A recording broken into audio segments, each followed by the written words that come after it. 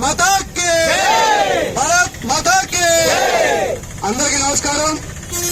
శాంతికి సామరస్యానికి ఎంత ప్రతీకమైన మన భారతదేశ గొప్ప చరిత్ర, భారతదేశం యొక్క ప్రజలు ఎంత శాంతి కాముకులు అందరికీ తెలుసు.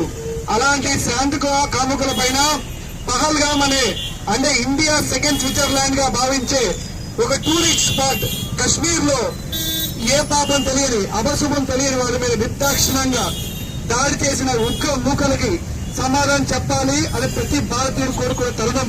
140 కోట్ల మంది జనాభా ఏకమై ఒక్కసారి వారి యొక్క ప్రతీకార చర్యకు దోహదపడే విధంగా మనసులో ఎంత బాధ ఉన్నప్పటికీ కూడా ఎప్పుడు ఎదురు చూస్తున్న తరుణం.